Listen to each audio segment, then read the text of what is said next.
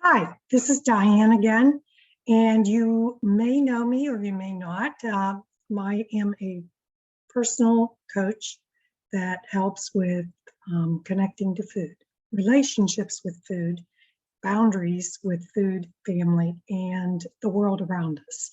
So tonight we're going to talk a little about something that might be a little private and personal to you, but it happens to us age and hopefully every day. For me, it was not every day, but this is about like the poop diaries. So it's like poop journaling, and it sounds ridiculous. It sounds like an obsessive compulsive thing. But to tell you the truth, they can detect so much from what comes out of you and what's not coming out of you, what's being digested and what's not being digested. So it makes a big difference. It tells you if your digestive system is working in all the organs that are related to it. So before we start that, I do want to read something because I am my background is nursing, and I am connected to the Holistic Nursing Association, and they have wonderful cards and information. I hope to go to their conference. I'm going to read this little information, ABCs of Holistic Health, and hopefully you'll be okay with it and can sink into it a little bit. So we'll start off with A, accept yourself. B, be present in the moment. C, connect with nature. D, discover the divine within. E, empower yourself. F, face your fears. G, give generously. Now I have a boundary to that, but give generously. H, have an unrestricted belly laugh. We all need that. I, indulge without reservation. Now, that I also have a boundary with it, and we'll talk about that later. J, journal often, and decide where you're going to journal and what you're journaling for and what it is. K, keep good memories. L, love yourself. M, maintain wellness. N, nurture your spirit. P, play often. Q, quiet your mind. R, receive with gratitude. That's sometimes hard for some people to receive things because some of us are givers and we're not receivers. And some of us are receivers and we're not givers. So you have to figure out that balance. Seek truth is S. Trust yourself and others. That's T. U, use your gifts and talents freely. I'm working on that. Just trying to make sure I do it within boundaries. V, vent emotions with great compassion, because some of us pent up that stuff. And there's a lot going on in the world right now, and we'll talk about that. W, work like you play. X, accentuate the positive. Y, say yes to life. And Z, zest for living in the holistic way. So a lot of that stuff I was probably doing in my life, and you may be to some degree also, but there's some things that we learn about ourselves. And what I found out was that our relationships to food are really, really deep, deep inside of us, and down, they're hidden in there for certain reasons. We are connected to different foods for different reasons. So that's why I became a food relationship coach and became connected to functional medicine. Functional medicine taught me that I had some pretty bad eating habits. And sometimes when we're stressed, they change. When there's an anniversary date for a traumatic event or someone's death, sometimes that's a trigger. So you have to really, reflect on why you're making choices with food, what it's about, what these are emotions are bringing on. And some of these foods are just addictive, and they're creating more addictions in your body. So, and they're changing all your cellular junctions and all the talking that's supposed to be going on, the communication with our cells in our digestive system. So what I'm going to do is, today is a very interesting day, and I want to make sure that this is mentioned on this taping. Vladimir, calling him Vladimir, Putin decided to invade the Ukraine. And President Biden's in office right now with Kamala Harris. This has been a very, there's been a lot of flux in our world over the past 8 years, with Trump being in office and then Biden coming in, and a lot of Black Lives Matter. And there's a lot of flux in the world and in our communities. And our communities are being crippled by their own desires. They just don't, I don't think, see it. So what I'm going to talk about tonight is food and poop journaling. How that go about that, what to think about how the digestive process works.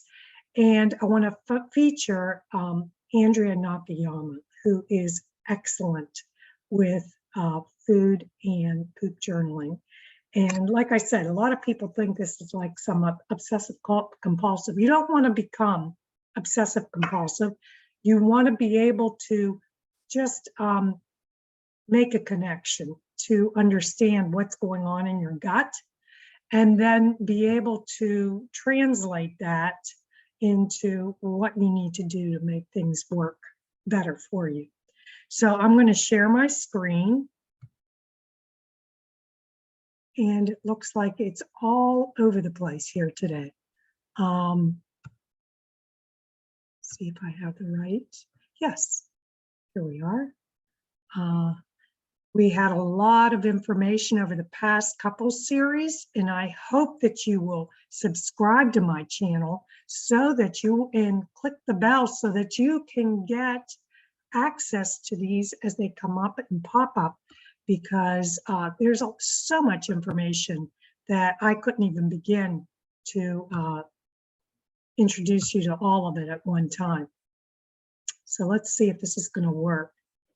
Andrea Nakayama, here's her bio. She's the CEO and founder of both Holistic Nutrition Lab, Replenish PDX, and Replenish Me. She's a functional nutritionist, speaker, and educator with international reach. She's on a mission to change the way we do healthcare by empowering the patient with connection, education, and deeper understanding of their physiology, either directly in her services and online clinic through Replenish. She also has been featured in Martha Stewart's Whole Living magazine, Oprah's O magazine, and a frequent contributor to the Epic Times. So she does a lot. She's got some other things. She's a co-founder of the Hashimoto's Institute, which is now something new, National Association of Nutrition Professionals Annual Conference. That was in 2015. She was awarded the NANP Impact Award for her influence in the field of nutrition over the past couple of years. She is doing so much more than this, and this bio is not updated. So I'm going to go to her other site, because that was the doctor.com. And now we're going to go to Meet Andrea Nakayama. So if you can see her there, she's a functional medicine nutritionist. She is huge. And I want to tell you one of the reasons that she became a functional nutritionist and connected to functional medicine. Her husband had a brain tumor. And she was trying to help him with her knowledge from conventional medicine in the nutritional world related to conventional medicine. And what she found was she needed to be attached to functional medicine, and that brought her there. Unfortunately, her husband died from brain cancer. So there it is, my young husband, Isamu, diagnosed with a fatal brain tumor when she was only 7 weeks pregnant. Can you imagine that? So it's just that she connected to the right people, post-traumatic growth. She just kept on trying to turn into the right direction. And what she said is, what I've learned is that when we as clinicians truly take a functional approach, asking questions instead of prescribing protocols, fostering partnerships instead of placing ourselves or the physicians above our patients, and looking to physiology that leads you to each client's unique causes, because there's something that is at the root of what's causing your illness. Now, you hate to go down a generic path with things like they have in conventional medicine, where we're just distributing pills. There are some supplements that are safely help you get to a place, and you may or may not have to be on those supplements for the rest of your life. So depending on how you manage, your lifestyle changes and understanding what's going on in your life and what's really your patterns that you have created since childhood and may have been created in the womb from your parents, and triggers. So even with food, while you're in the womb, you're triggered by different foods that your mom may have eaten. So we learn about these things. So Andrea is a wonderful, if anybody ever wants to go to her program, I fully recommend taking the time. Now, I graduated from Functional Medicine Coaching Academy, and that was with Elise Wagner and Sandra Scheinbaum. But if you connect to any of these programs and want to invest your money into this, because any step you take is an investment into your health, and then the ability to either help your family or somebody else in your family. And it saves money all along the way, because the less you're in the hospital, the more you're able to enjoy your life. So I just want to mention that she is an excellent resource, and she's got a great program that I fully suggest you maybe look into. Okay, now we're going to go to, here's the Food Mood Poop Journal. And I am going to, let's see if I can do this without, I may have to stop for a minute.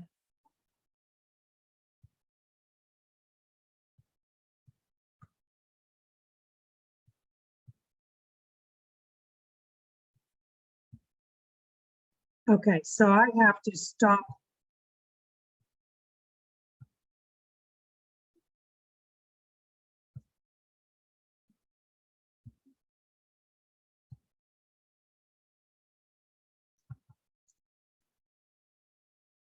Your food, your mood. Okay, now I have to go back because that was my fault. I totally missed everything that she said in the beginning because I did not connect properly. So real quick, we're going to start this again. And just, Andrea is a wonderful woman, so enjoy. I'm Andrea Nakayama, and I'm a stand for bio-individuality. What that means when it comes to nutrition is that one size does not fit all, because your body is unique and different than anybody else's. The way we tune into what works for your body is by tracking.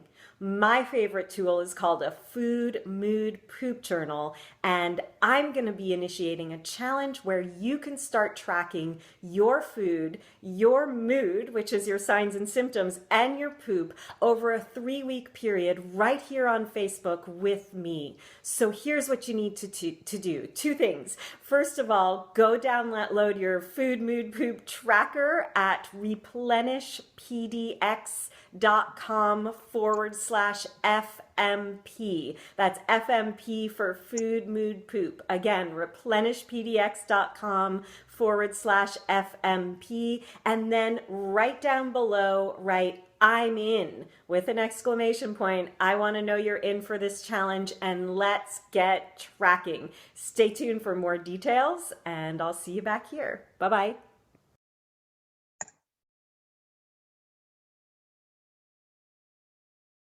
So that was very quick. And the food, whoops, so here we go. Hold on 1 second.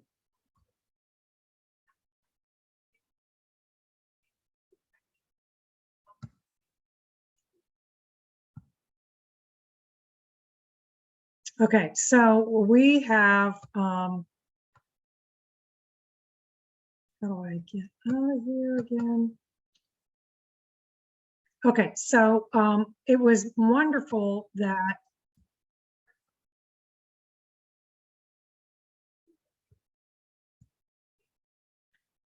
and here we are in the middle of my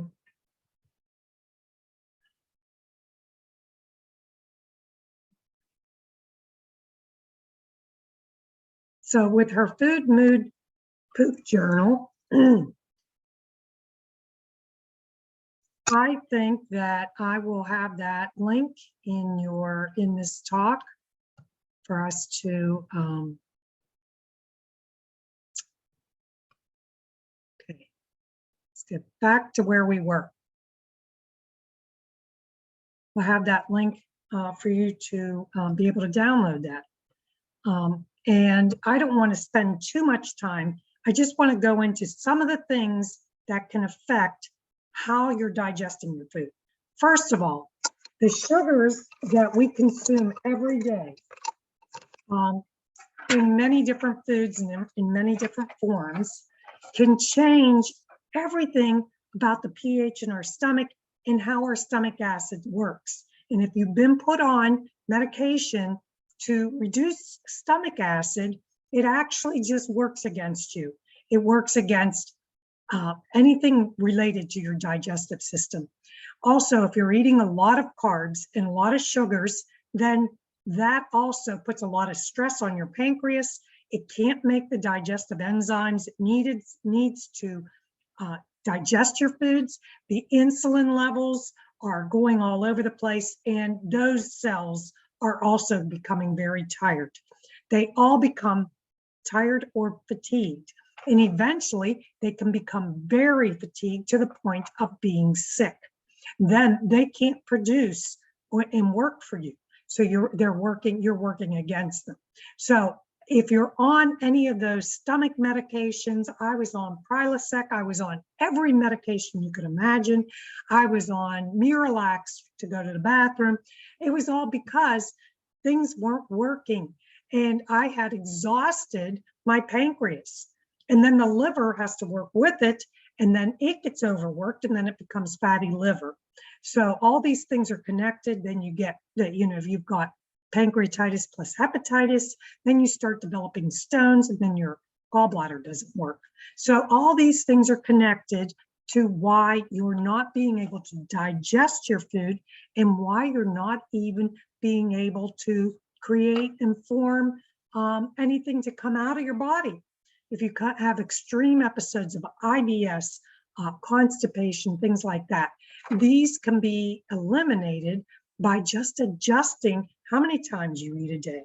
So if you pocket those times, if you think about 4 times during the day that you could eat, and you get small meals that give the body the proper doses of energy.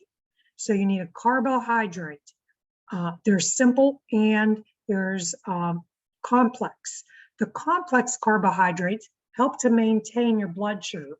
Okay, if you throw in too many simple carbohydrates, then it maybe juggles the sugar. If you don't have the combination of the two, and you just use a simple carbohydrate with a protein in your veggie, you're ending up with juggling blood sugars. And then it really stresses those cells that create the insulin in your pancreas. And then that's where a lot of people end up with a lot of pain. Pancreatitis turns into this horrific, painful event. And then your nerves that are associated to digestion, they just become worn out.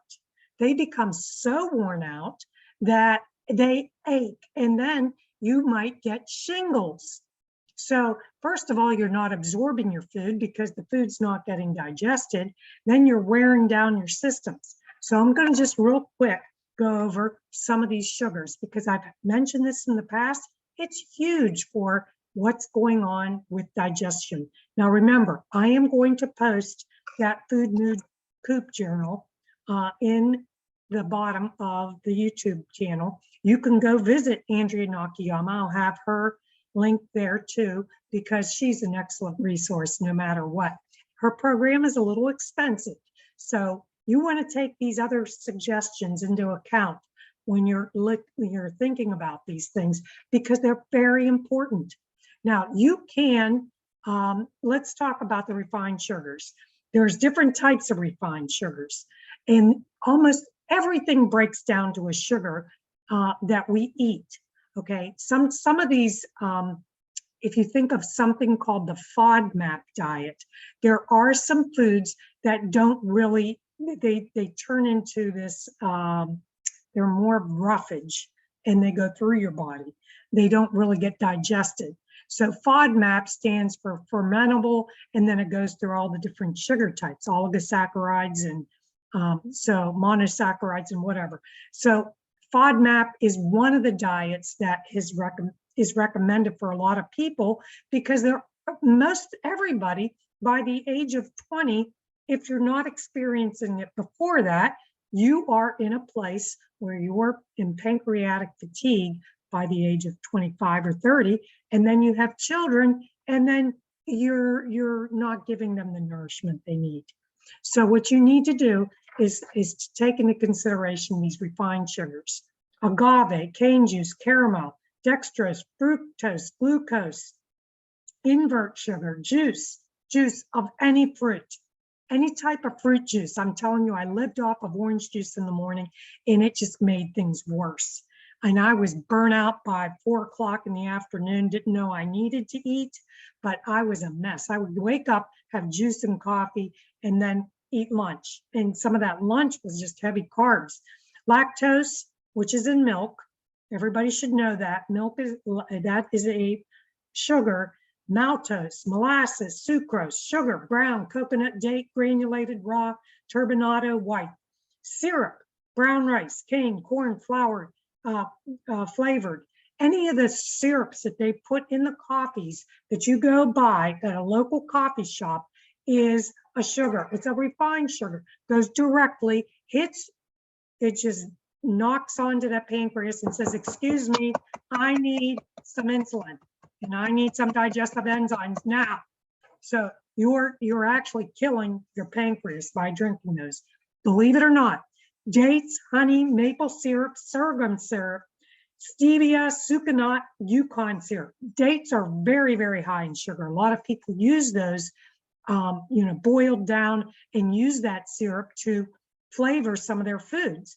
Now, it can be done where you use small amounts, but I'm going to tell you, it stimulates the pancreas. All these stimulate the pancreas. I'm not sure how to pronounce this one. Acesulfame, I think that's what it's called. Advantame. Some of these I've never heard of. And, from nursing perspective, my daughter, who's a culinary nutritionist, she probably knows these better. And I've talked to some of the other nutritionists who may know these. Aspartame, Dulcin, Equal, erythritol, glucin, neotame, NutraSweet, Nutrinova, saccharin, Splenda, sucralose, sweet and low, sweet mix, Truvia, twin sweet, xylitol. So when you're going to cook and bake, you think, oh, I'm just going to use one of these things in there, you know, and it'll be in place of sugar. Nope. First of all, refined flours can work the same way as these, and they turn into something called osmotics. And what osmotics do, and that's why they created the food FODMAP diet, what osmotics do is they pull fluid into different places in your body. And if it's done too quickly, then it screws up the entire electrolyte system in your body. And then your potassium levels go all over the place. Your magnesium is all over the place. And your sodium and chloride, everything goes bonkers. So some of the things you have to remember are these sugars are found in almost every packaged food out there or drink. So just remember that. And they're also found in some of the supplements. So read your supplements well, because those little gummies that you're taking for sleep probably are supplemented with a sugar.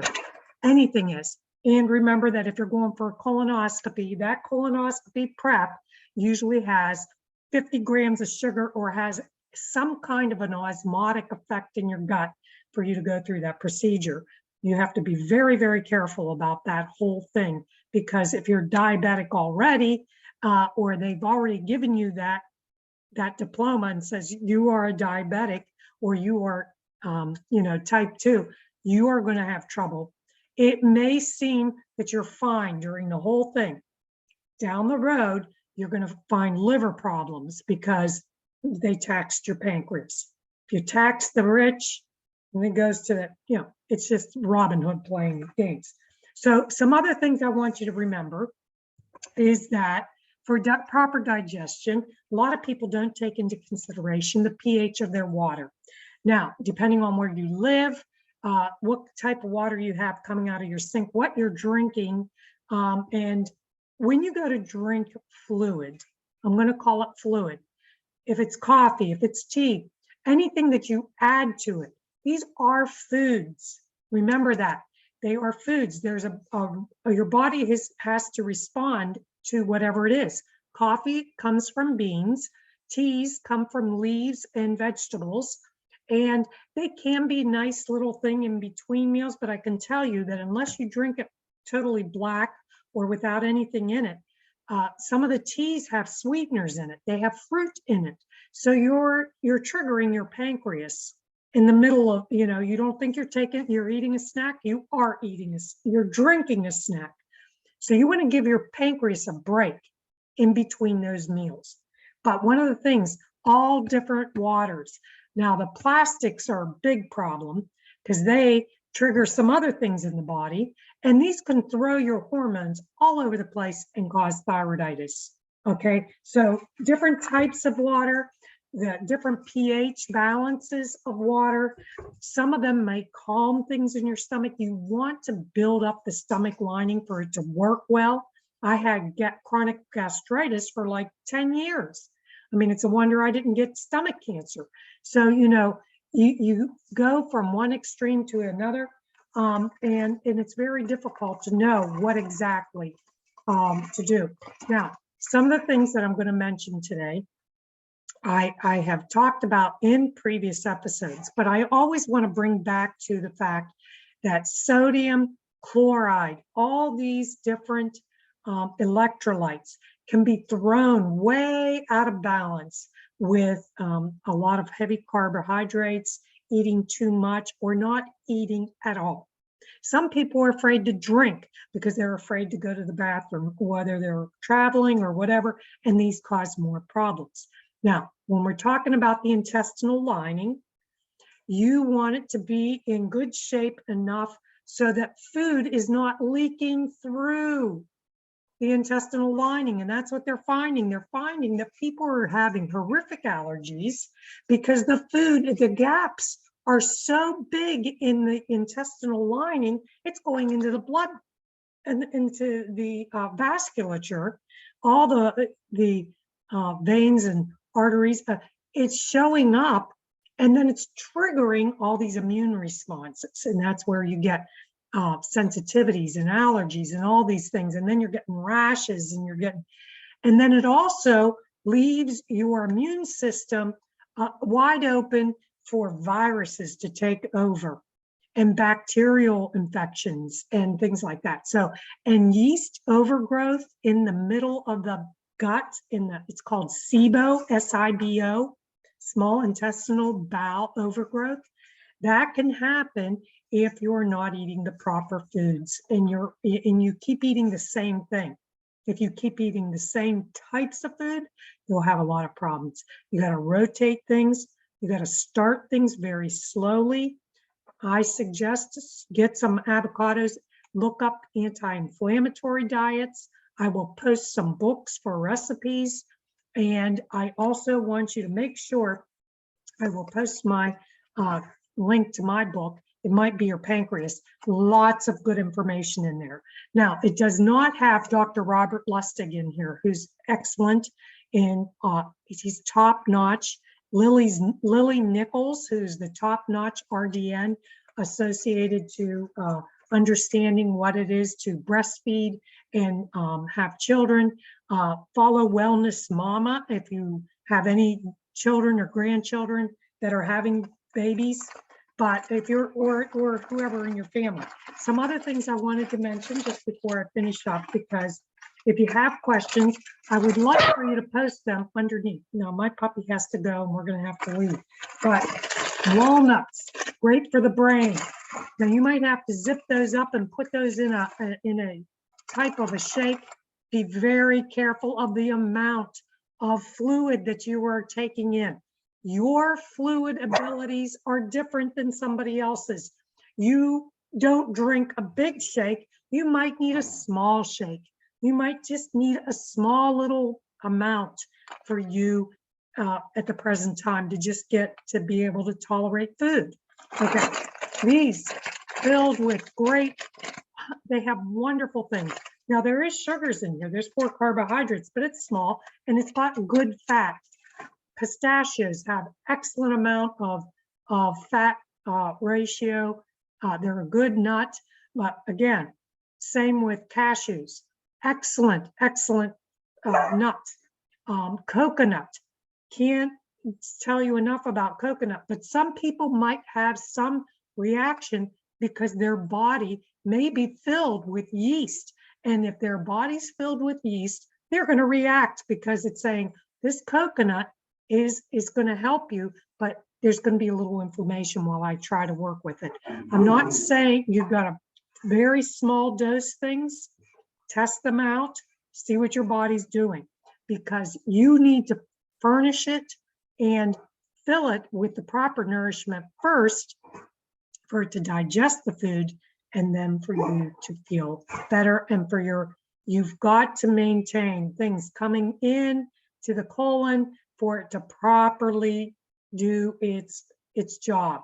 And that peristalsis has to go. If you start feeling like things are knotting up in there and it's not working, you either have an iodine problem, you're not getting enough iodine, you're not getting enough proper nourishment with roughage and the greens that you need, the green leafy vegetables. You must rotate all those fruits and vegetables. Do not overburden yourself with a ton of fruit. Little bits at a time is great, and you'll need to just rotate those colors.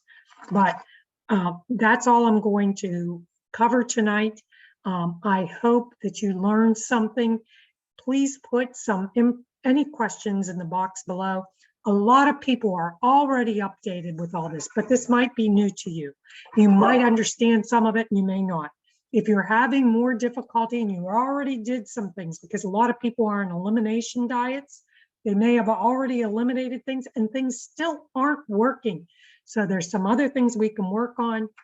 There's 5 points of awareness and the 5 W's with your boundaries and your ratios for what you need to eat. Baxter's Calling. Thank you so much. Diane Greco-Allen, food relationship coach, natural pancreatitis recovery. Thanks.